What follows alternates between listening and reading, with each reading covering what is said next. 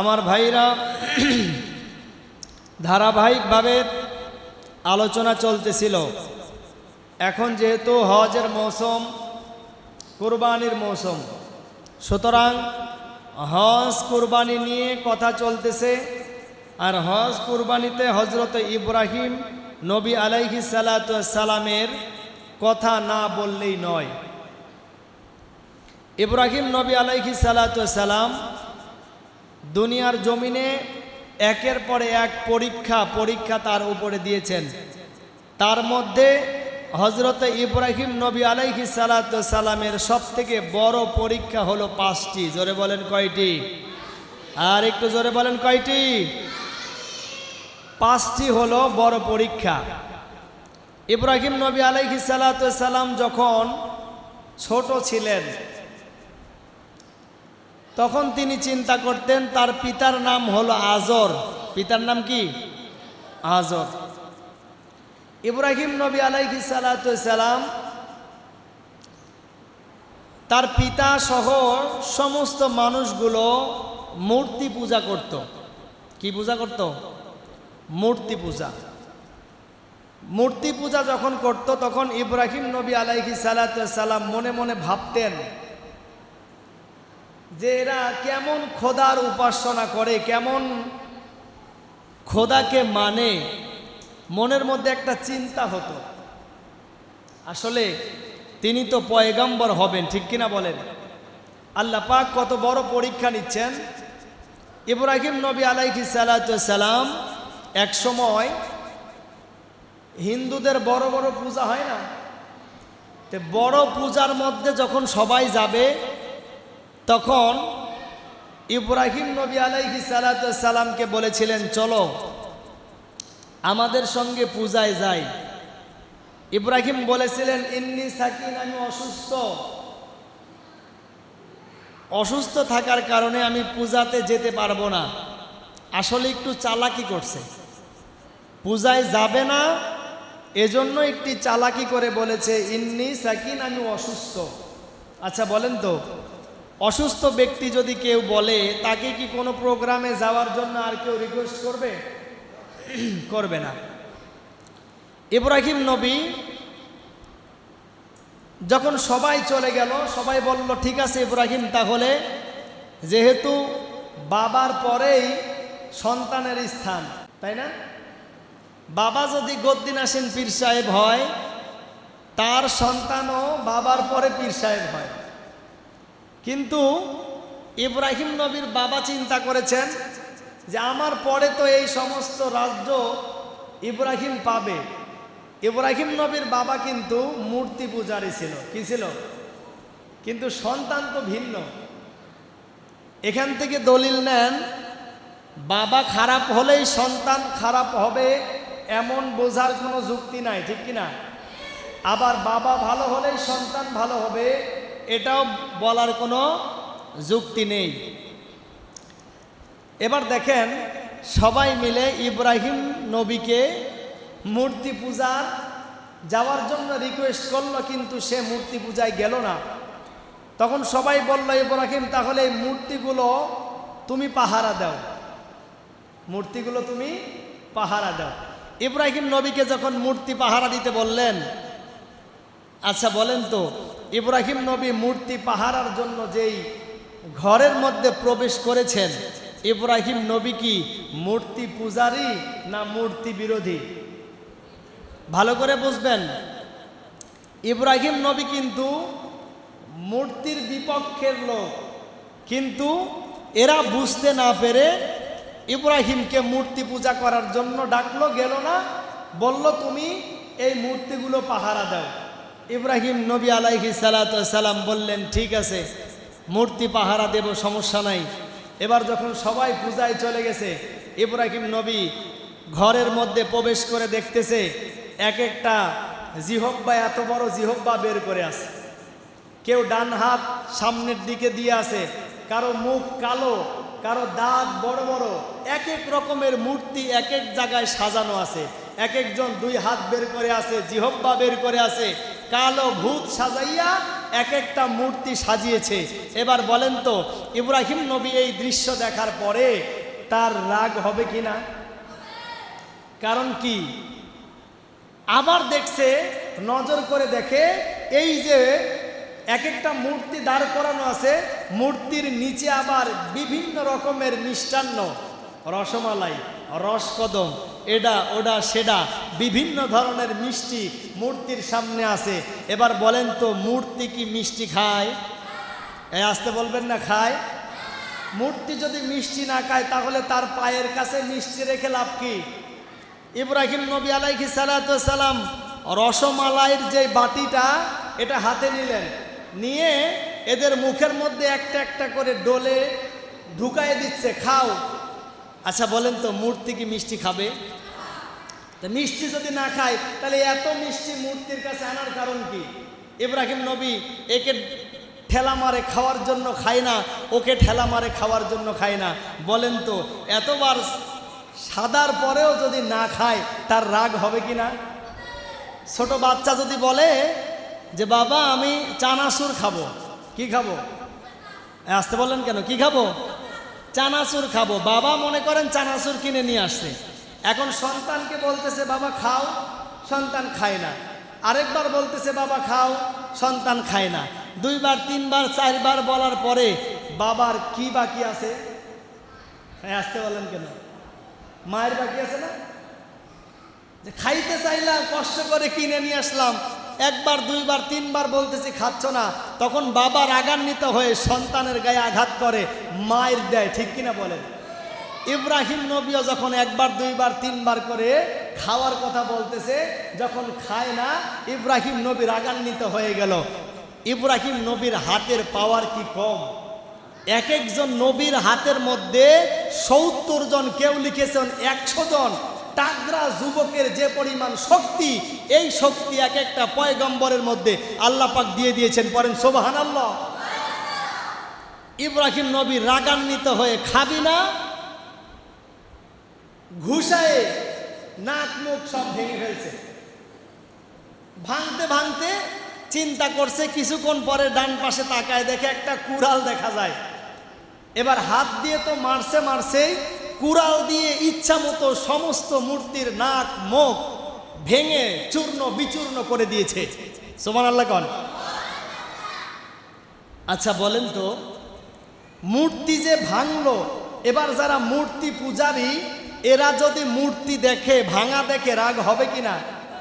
আপনারা জানেন কুষ্টিয়াতে মূর্তি ভাঙার কারণে ছোট ছোট ছাত্ররা সহ শিক্ষকরা দীর্ঘদিন এই জালিম সরকারের আমলে জেলখানার মধ্যে বন্দী ছিল। কথা বলেন ঠিক কিনা? আমার ভাইরা, এইবার যখন ইব্রাহিম নবী আলাইহিস সালাতু ওয়াস সালাম মূর্তি ভেঙে দিল, মূর্তি ভাঙার পর চিন্তা করলো সব মূর্তি ভেঙে দিলাম, বড় একটা মূর্তি আছে, এই মূর্তিটাকে ভাঙা যাবে না। একটু চালাকি অবলম্বন করলেন, যেই কুড়াল দিয়ে মূর্তিগুলো সব ভেঙে চূর্ণ বিচূর্ণ করেছিলেন, ওই কুড়ালটা এই বড় মূর্তির ঘাড়ের মধ্যে বাঁধায় দিছে। এবার যখন সবাই মিলে এসে দেখলো মূর্তি সব ভেঙে গেল, ইব্রাহিমকে ডেকে বলতেছে, ইব্রাহিম তোমাকে মূর্তি পাহারা দেওয়ার জন্য রেখে গেলাম, কিন্তু মূর্তিগুলো ভেঙে গেল, কারণ কি? ইব্রাহিম নবী বলে, মূর্তি কেন ভাঙছে এটা আমাকে কেন জিজ্ঞেস করতেছ? কারণ মূর্তি তো তোমাদের খোদা, খোদাকে জিজ্ঞেস করলেই তো পেয়ে যাও, তাহলে খোদাকে জিজ্ঞেস করো। বলে এরা কি আবার কথা বলতে পারে নাকি? বলে বুঝলাম ছোটগুলো না হয় কথা বলতে পারে না, এই বড়টা তো কথা বলতে পারে। দেখো বড়টার কাঁধে যেহেতু কুড়াল, সুতরাং বড়টা সব ছোট মূর্তিগুলোকে কুড়াল দিয়ে ভেঙে ফেলছে। সুবহানাল্লাহ। এবার মানুষ কি বিশ্বাস করবে? বলছে না, মূর্তি তো কথা বলতে পারে না। ইব্রাহিম নবী বলে, যেই মূর্তি কথা বলতে পারে না, যেই মূর্তি নিজেকেই বাঁচাতে পারে না, এই মূর্তি তোমাদেরকে কিভাবে বাঁচাবে? সুতরাং আজ থেকে মূর্তি পূজা করা যাবে না, মূর্তি পূজা বন্ধ, একমাত্র রবের পূজা করতে হবে, আল্লাহকে আল্লাহ হিসাবে, রব হিসাবে মানতে হবে। সুতরাং এদের উপাসনা আর এদের গোলামি আমরা করব না, আমরা একমাত্র আল্লাহর গোলামি করব। সুবহানাল্লাহ কোন?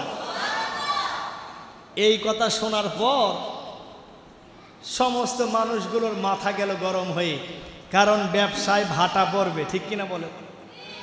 মূর্তি পূজা যদি বন্ধ হয়ে যায় ব্যবসায় কি পড়বে? ভাটা পড়বে। এবার সবাই মিলে চিন্তা করলো, ইব্রাহিমকে তো ঠেকানো যায় না। ইব্রাহিমের পিতা ডেকে বলতেছে, বাবা দেখো, এরপরে আমার পরে কিন্তু তোমার স্থান, সুতরাং পাগলামি করো না, এরপরে যেহেতু তোমার স্থান, সুতরাং তুমি এই যে মূর্তিকে খোদা হিসাবে, রব হিসাবে মানো। পড়েন নাউজুবিল্লাহ। আর একটু জোরে পড়েন নাউজুবিল্লাহ। ইব্রাহিম কি মূর্তিকে খোদা মানবে? এই বলেন না কেন মানবে? মানবে না। আমার ভাইরা, এইবার যখন মানতেছিল না, সবাই মিলে ইব্রাহিম নবী আলাইহিস সালাতু ওয়াস সালামকে নমরুদের কাছে নিয়ে গেল। বলে, তোমাকে নমরুদের কাছে নিয়ে যাওয়া হবে, নমরুদের কাছে নিয়ে যেয়ে তোমাকে বিচার করা হবে, কারণ তুমি আমাদের মূর্তি ভেঙেছো, আমাদের খোদাকে তুমি ভেঙে ফেলেছো। পরেন নাউজুবিল্লাহ। সবাই মিলে মূর্তি পূজা, যারা মূর্তি পূজারি করে, সবাই নমরুদের কাছে নিয়ে গেল। নমরুদের কাছে নিয়ে যাওয়ার পর নমরুদ ডেকে বলতেছে, তুমি নাকি সমস্ত মূর্তিগুলো ভেঙে দিয়েছো। ইব্রাহিম নবী আলাইহিস সালাতু ওয়াস সালাম বললেন, হ্যাঁ। বলে, কেন মূর্তিগুলো ভেঙেছো? ওগুলো তো আমাদের খোদা। এইবার ইব্রাহিম নবী আলাইহিস সালাতু ওয়াস সালাম বলতেছেন, এরা যদি আমাদের খোদা হবে তাহলে নিজেকেই তো বাঁচাতে পারলো না, আমাদেরকে কিভাবে বাঁচাবে? নমরুদের মাথা গরম হয়ে গেল, কারণ নমরুদ নিজেই তো খোদার দাবিদার। পরে নাউজুবিল্লাহ। নিজেকে নিজে খোদা দাবি করে। নমরুদ এই কথা শোনার পর ইব্রাহিম নবী আলাইহিস সালাতু ওয়াস সালামের সঙ্গে তর্ক চলতেছে, তর্ক বিতর্ক চলতেছে। আমার ভাইরা, একের পর এক তর্ক চলতে চলতে ইব্রাহিম নবী বললেন, আরে নমরুদ, তুমি যদি খোদা দাবি করো তাহলে আমার আল্লাহর খোদা যেই, আমার খোদার সঙ্গে একটু তোমাকে মিলায় দেখো, মিলে কিনা। নমরুদ বললেন, তোমার খোদার কি বৈশিষ্ট্য? ইব্রাহিম নবী আলাইহিস সালাতু ওয়াস সালাম বলতেছেন, আমার খোদার হাতে জীবন এবং মরণ। সুবহানাল্লাহ কোন? জীবন মরণের মালিক কে? এক নাম্বার কথা বললেন, আমার রবের হাতে সমস্ত মানুষগুলোর, প্রাণীগুলোর জীবন আর মরণ, সুতরাং যার হাতে জীবন মরণ তাকেই তো খোদা মানা লাগে। আল্লাহ পাক রব্বুল আলামিন বলেন, আল্লাযী খালাকাল মাউতা ওয়াল হায়াতা লিয়াবলুয়াকুম আইয়ুকুম আহসানু আমালা ওয়া হুয়াল আজিজুল গফুর।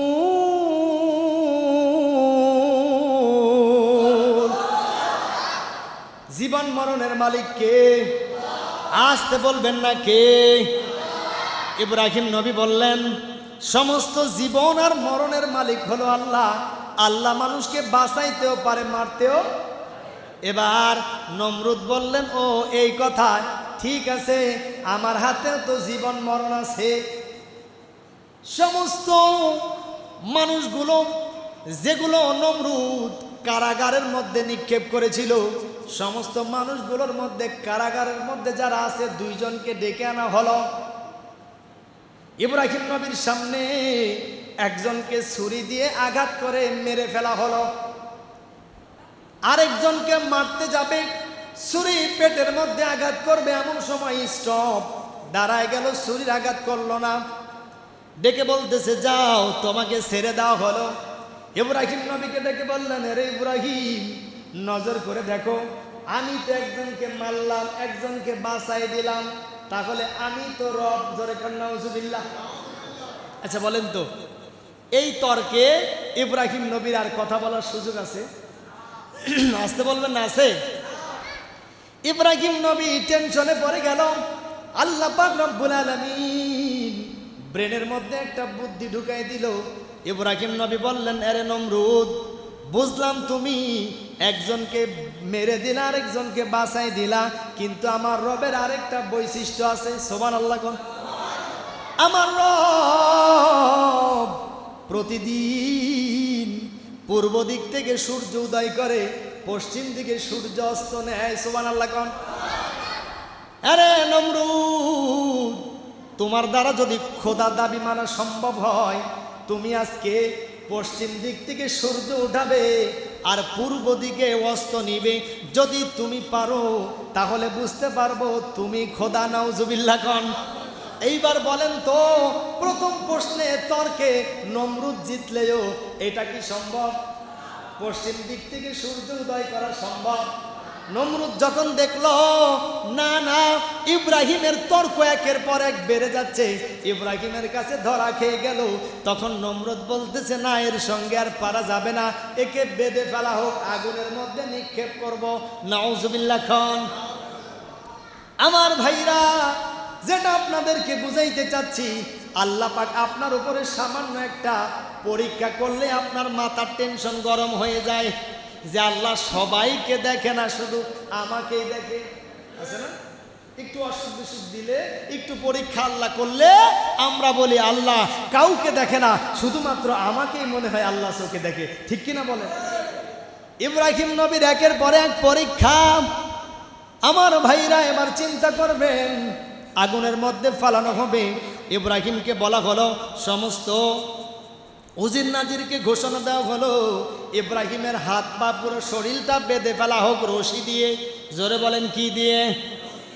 রশি দিয়ে যখন পুরো হাত পা বেঁধে ফেলা হলো, ইব্রাহিম নবী আলাইহিস সালাতু ওয়াস সালামকে যখন আগুনের মধ্যে নিক্ষেপ করবেন, এইবার যখন আগুনের মধ্যে নিক্ষেপ করা হবে, এমন সময় ফেরেশতা ডাক দিয়ে বলতেছে, রে ইব্রাহিম পয়গম্বর, তোমাকে এখনই তো আগুনের মধ্যে নিক্ষেপ করা হবে, আমরা কি তোমাকে সাহায্য করব? বলেন তো, ইব্রাহিম নবী কি ফেরেশতাদের কাছে সাহায্য চাইবে? আসতে বলেন, চাইবে? কারণ ইব্রাহিম নবীর সাহায্য করার মালিক কে? আসতে বলবেন না কে? এই বিশ্বাস আছে তো আমাদের? কম না বেশি? ওই আল্লাহ এখনো আছে না নাই? আমার ভাইরা, আমার ছোট একটা সন্তান, 2.5 বছর 3 বছর বয়স আব্দুল্লাহ, আমি যদি আব্দুল্লাহর 2 পা ধরে উপরের দিকে যদি তুলি, ও মনে মনে হাসে, খিলখিল করে হাসে। তার কারণ কি? ও জানতেছে আমাকে যতই উপরে তুলুক না কেন, নিচে আমার বাবার হাত আছে। ঠিক কিনা? ওর এতটুকুন বিশ্বাস, আমার বাবা আমাকে উপরে ঠেলে দিয়েছে, অবশ্যই নিচে ধরবে। ঠিক কিনা বলেন? এই বিশ্বাসের কারণে এই ছোট সন্তানটা যত উপরে তুলি তত হাসি দেয়। ঠিক কিনা বলেন? আমার ভাইরা, আপনাদের কি বুঝাইতে চাচ্ছি, যারা মুমিন হবে, মুত্তাকি হবে, এরা চিন্তা করে যতই বিপদ হোক, যেই আল্লাহ বিপদ দিয়েছে মুমিনদেরকে ওই আল্লাহ হিফাজত করবে। কথা বলেন ঠিক কিনা? ইব্রাহিম নবী যখন ফেরেশতারা বলা হলো, তোমার তো এখন মৃত্যুবরণ হবে, আমরা তোমাকে সাহায্য করব। আমার ভাইরা, কোরআন বলছে, আল্লাযী খালাকাল মাউতা ওয়াল হায়াতা লিয়াবলুয়াকুম আইয়ুকুম আহসানু আমালা ওয়া হুয়াল আজিজুল গফুর।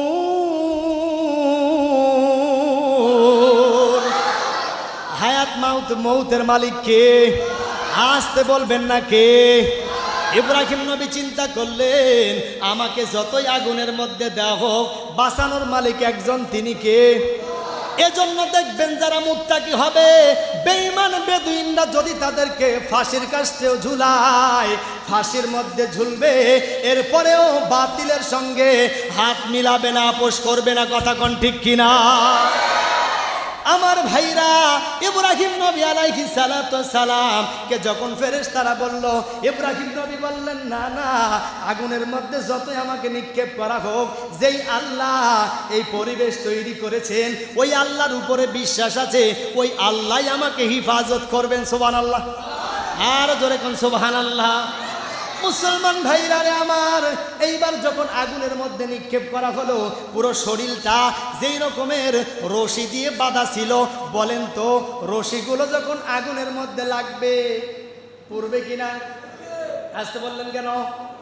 সমস্ত রশিগুলো জলে পুড়ে ছারখার হয়ে যায়, কিন্তু ইব্রাহিমকে আগুন ইব্রাহিমের লোম পর্যন্ত স্পর্শ করতে পারে না।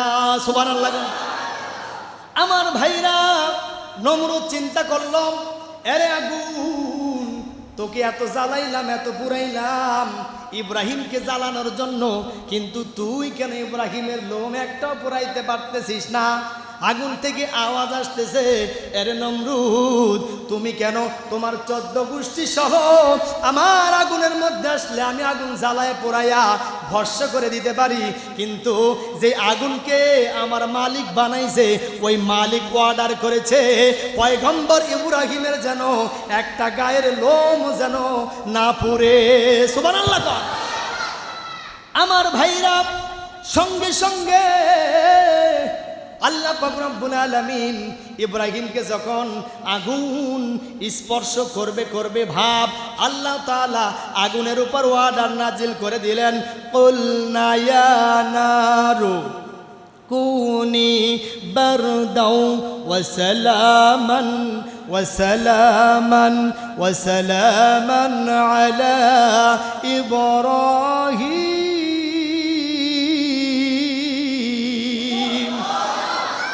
আল্লাহ পাক রব্বুল আলামিন অর্ডার দিলেন, আরে আগুন, তোকে আমি আল্লাহ সৃষ্টি করেছি, কিন্তু আমার পয়গম্বরের একটা লোম যেন না ছিঁড়ে, আমার পয়গম্বরের একটা লোমও যেন না পুড়ে। সুবহানাল্লাহ। আগুনের উপর অর্ডার নাজিল করলো, কুলনা, আল্লাহ বললেন, ইয়া নারু কুনি, এবার আরে আগুন থেমে যাও। আগুন বললেন, আল্লাহ থামলাম, বুঝলাম, তুমি বললো শীতল হয়ে যাও, কেমন শীতল হবো? আল্লাহর কাছে প্রশ্ন করতেছে। আল্লাহু আকবার। আল্লাহ পাক রব্বুল আলামিন ডেকে বলতেছে, আল্লাহ কেমন শীতল হব বলেন তো? বেশি ঠান্ডা হলে সমস্যা আছে না নাই? আবার গরম হলেও সমস্যা আছে না নাই? বেশি ঠান্ডা হলে সমস্যা, গরম হলেও সমস্যা। এবার আল্লাহ উত্তর দিলেন, আরে আগুন কেমন হবেন শোনেন, ওয়াসালামুন ওয়াসালামুন আলা ইব্রাহিম। ইব্রাহিমের জন্য শীতল হয়ে যাও, শীতল হয়ে যাও। কেমন শীতল? আল্লাহ পাক রব্বুল আলামিন যখন সালামুন শব্দ ব্যবহার করলেন, বললেন এমন শীতল হয়ে যাও, এয়ার কন্ডিশন নাতিশীতোষ্ণ হয়ে যাও। সুবহানাল্লাহ। আল্লাহ পাক রব্বুল আলামিন ওই সময় ইব্রাহিম নবীর সঙ্গে আগুনের মধ্যে নিক্ষেপ করার পরেও কথা বলেছেন। জোরে কান সুবহানাল্লাহ। সমস্ত মানুষগুলো যখন ইব্রাহিম নবীকে পরবর্তীতে প্রশ্ন করলো, আরে ইব্রাহিম, তোমার জীবনের কোন সময়টুকু তুমি আরামে ছিলা? ইব্রাহিম নবী ডেকে বলছিলেন, ওই যে 40 দিন আমি নমরুদের আগুনে ছিলাম, এই 40 দিন আমি বড় আরামে ছিলাম। সুবহানাল্লাহ। ইব্রাহিম নবীর সাথে বললেন কথা,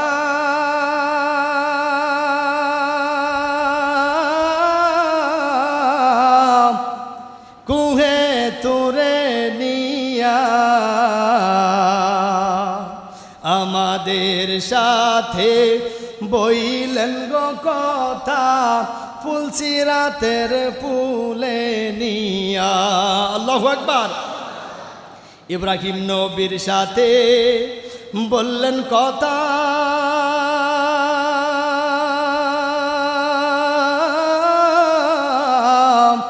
অগ্নিকুণ্ডে নিয়া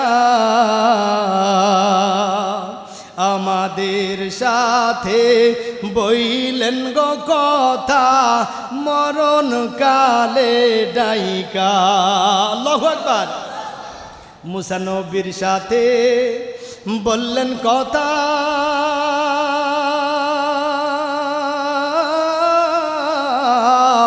কুহে তুরে নিয়া আমাদের সাথে বইলেন গো কথা, 5 ওয়াক্ত নামাজের সেজদায় আয়েশা। আল্লাহু আকবার। আল্লাহ পাক রব্বুল আলামিন ডাক দিয়ে বলতেছে, আমার পয়গম্বর, এটা ছিল আপনার জন্য পরীক্ষা, কিয়ামত পর্যন্ত আপনার নবীকে আমি কিয়ামত পর্যন্ত সমস্ত মুসলমানদের জাতির পিতা হিসাবে দুনিয়ার জমিনে প্রেরণ করে দিলাম। সুবহানাল্লাহ। জাতির পিতা বছর বছর পরিবর্তন হয় না, ঠিক কিনা বলেন? এটা একবারই আল্লাহ পাঠাই দিয়েছেন, কথা বলেন ঠিক কিনা? কেন আল্লাহ পাক রব্বুল আলামিন একের পরে এক পরীক্ষা নিলেন? কারণ নেতা বানাইবেন কে? আসতে বলবেন না কে? তাহলে নেতা যদি হতে হয় নেতাকে পরিশ্রম করা লাগবে কিনা কোন? আল্লাহ তাআলা একের পর এক পরীক্ষা করলেন। পরীক্ষা করতে করতে যখন পরীক্ষার সর্বশেষ পর্যায়ে যখন প্রত্যেকটা পরীক্ষায় পাশ হলেন, তখন ওই আল্লাহ পাক সমস্ত মানুষদের নেতা করলেন পয়গম্বর ইব্রাহিমকে। সুবহানাল্লাহ। আর আমাদের নেতা কেমন? এবার বললেন হুজুর এতক্ষণ তো ভালোই লাগলো, এবার তো একটু ডিস্টার্ব মনে হয়, ঠিক কিনা বলেন? আমার ভাইরা, আল্লাহ রসুল বলেন যার সঙ্গে যার মোহাব্বত তার সঙ্গে তার কিয়ামত। আপনার মোহাব্বত যদি চোরের সঙ্গে হয় কিয়ামত হবে কার সঙ্গে? আসতে বললেন কেন? কার সঙ্গে? আপনার মোহাব্বত যদি নেশাখোরের সঙ্গে হয় আপনার অবস্থান হবে কার সঙ্গে? আসতে বলবেন না কার সঙ্গে? আপনার অবস্থান যদি বেনামাজির সঙ্গে হয় তাহলে হাসরের ময়দানে আপনাকে তুলবে কার সঙ্গে? আসতে বললেন কেন? কার সঙ্গে? আপনার মোহাব্বত যদি গম চোর, বিড়ির চোর আর রাস্তার কালভার্ট চোরের সঙ্গে হয় তাহলে হাসর নাসর হবে কার সঙ্গে? এই কথাটা একটু আসতে হয়, ঠিক কিনা? আপনার নেতা সিলেক্ট করেন কাকে নেতা মানবেন। এজন্যই তো ইব্রাহিম নবীকে নেতা মানার কারণে আজ পর্যন্ত অসংখ্য উলামায়ে কেরামদেরকে ফাঁসির কাস্টে ঝোলা লেগেছে, ঠিক কিনা বলে? একটা মাত্র কারণ, নেতা ছিল হযরতে ইব্রাহিম নবী আলাইহিস সালাতু ওয়াস সালাম। তিনি যেহেতু মূর্তির সঙ্গে আপোষ করে নাই, ওয়াল্লাহি কিয়ামত পর্যন্ত মুমিন মুত্তাকি যারা হবে, ইব্রাহিমের অনুসারী যারা হবে, এরাও কোনোদিন মূর্তির সঙ্গে আপোষ করবে না, কথা বলেন ঠিক কিনা? আমার ভাইরা, এজন্য নেতা সিলেক্ট করবেন। এখানে যদি এই শব্দটুকু বলার পরে আমি যদি পাশ টেনে কেটে যাই, হাসরের ময়দানে আমাকে ধরা হবে। যখন তুমি নেতার কথা বলেছিলে, কোন নেতার আদর্শ বাস্তবায়ন করতে হবে, এই কথাটুকু তুমি পাশ কেটে চলে গিয়েছিলে, ওই দিন আমাকে জবাবদিহি করা লাগবে, কথা বলেন ঠিক কিনা? আর আমি যদি এই মেম্বার থেকে আজকে আপনাদেরকে জানাই দিতে চাই যে নেতা আদর্শবান নেতা হতে হবে, নেতা হতে হবে বিশ্বনবী রহমাতুল্লিল আলামিনের মতো নেতা, কথা বলেন ঠিক কিনা? যার জীবনে কখনো কোনো দিন রাসূলুল্লাহ সাল্লাল্লাহু আলাইহি ওয়াসাল্লাম বলেন, আমাকে গোপনে প্রকাশ্যে রাতের অন্ধকারে যখন যেভাবে মানুষের সামনে দেখো না কেন এভাবে মানুষের সামনে উপস্থাপনা করে দাও, সুবহানাল্লাহ কয়। আর আপনার নেতা কয় দিনে যা করছি রাত্রের খবর যেন কাউরে বলিস না, ঠিক কিনা বলেন? কারণ আপনার নেতা তো গভীর রাত্রে যা করে এই কাজ সমাজে বললে ভোট চাওয়া তো দূরে থাক, এলাকায় বের হতে পারবে না, কথা বলেন ঠিক কিনা? তাহলে নেতা যার পিছে দৌড়াচ্ছেন অযথা, আপনি একবার ভাবেন, আপনার টাকা খেয়ে আপনার পয়সা খেয়ে নিজে পরিশ্রম করে ইনকাম করে চলে আপনি নেতার অনুসরণ করতে যাইয়া যদি আপনাকে জাহান্নামের আগুনে জ্বলা লাগে, তাহলে আমার ভাইরা এতটুকুন আপনাদেরকে বলতে চাই, আমি চাচ্ছি আপনারা জাহান্নামের আগুন থেকে বাঁচেন, আমরাও বাঁচি। এজন্যই বলতে চাচ্ছি যাদের আদর্শ নীতি নৈতিকতা নাই তাদের সঙ্গে আমরা নাই, কথা বলেন ঠিক কিনা? সেটা যদি নিজের বাবাও হয়, কারণ ইব্রাহিম নবী আলাইহিস সালাতু ওয়াস সালামের বাবা ছিলেন আজর, তিনি ছিলেন মূর্তি পূজারী। বাবার পরেই সন্তানের স্থান, তিনি গদ্দিনাসীন পীর সাহেব হতে পারতেন, crore crore million billion trillion Australian টাকার মালিক হতে পারতেন, কিন্তু তিনি বললেন না, যদিও আমার বাবা মূর্তি পূজা করে আমি মূর্তি পূজা করব না, কারণ আমার রব হলেন আল্লাহ, কথা বলেন ঠিক কিনা? সুতরাং ইব্রাহিম নবীকে এমনি এমনি জাতির পিতা বানানো হয় নাই, এমনি এমনি মুসলমানদের নেতা বানানো হয় নাই। কথা বলেন ঠিক কিনা? সুতরাং আমাদের আদর্শ হবে ইব্রাহিম নবী আলাইহিস সালাতু ওয়াস সালাম। কথা বলেন ঠিক কিনা? আমি যদি দেখি আমার নেতার পিছনে ঘুরে আমার জীবন বরবাদ হয়ে যাচ্ছে, আমাকে হাসরের ময়দানে তার সঙ্গে তোলা হবে, আমাকে হাসরের ময়দানে সুদখোরের সঙ্গে তোলা হবে, আমাকে হাসরের ময়দানে গমখোরের সঙ্গে তোলা হবে, আমাকে হাসরের ময়দানে জেনাখোর, ব্যভিচারখোর, জালিম, জুলুমের সঙ্গে তোলা হবে। ওয়াল্লাহি আজকে থেকে নিয়ত করব এই সমস্ত নেতাদের পিছনে আমরা কেউ নাই। কথা বলেন ঠিক কিনা? যদি আপনি বাঁচতে চান তাহলে আপনাকে এখান থেকে সরে আসতে হবে, কারণ আপনাকে বাঁচানোর জন্য আমিও চাই কোরআন দীর্ঘ 30টা পারা বিশ্ব নবীর উপরে নাজিল হয়েছে, শুধুমাত্র একমাত্র অনুনাজ্জিলু মিনাল কোরআনি মা হুয়া শিফাউন ওয়া রাহমাতুল লিল মুমিনিন, শুধুমাত্র মুমিনদের শিফার জন্য কোরআন নাজিল করা হয়েছে। কথা বলেন ঠিক কিনা? তাহলে এই কথাগুলো আমরা বললে কারো না কারো গায়ে লাগবে, এটাই স্বাভাবিক। ঠিক কিনা বলেন? এজন্য আমাদের পিছপা হওয়া যাবে না, কারণ ইব্রাহিম নবীকে আগুনে নিক্ষেপ করবেন এমন সময়ও তার একটা টেন্ডেন্সি ছিল, আমাকে বাঁচাবেন কে? আর একটু জোরে বলেন কে? এই বিশ্বাস আমাদের আছে তো ইনশাল্লাহ?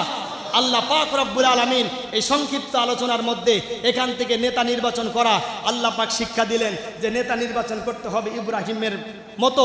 বাবাও যদি বিপক্ষে যায় তাকেও ছাড় দেওয়া, আসতে বললেন কেন? ছাড় দেওয়া যাবে না আমার ভাইরা।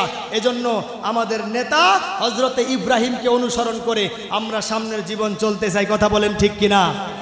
আর ইব্রাহিম নবী দোয়া করেছিলেন, আল্লাহ আমার বংশের মধ্যে সর্বশেষ মা কানা মুহাম্মাদিন আবা আহাদিম মির রিজালিকুম ওয়ালাকিন রাসূলুল্লাহি ওয়া খাতামুন নবিয়্যিন, সর্বশেষ নবী আমার বংশে দিবে আদর্শবান নেতা দেখে সর্বশেষ রহমাতুল লিল আলামিনকে ইব্রাহিম নবী পয়গম্বরের অনুসারের মধ্যে সর্বশেষ নবীকে পাঠানো হয়েছে। সুবহানাল্লাহ। এমনি এমনি পাঠানো হয় নাই। আল্লাহ পাক এর উপরে আমাদেরকে আমল করার তৌফিক দান করুক, পারেন আমিন। আর একটু জোরে বলেন আমিন। ওয়াখির দাওয়ানা আনিল হামদুলিল্লাহি রাব্বিল আলামিন। যারা সুন্নত পড়ে নাই তারা 4 রাকাত কাবলাল জুম্মা সুন্নত নামাজ পড়ে নেই।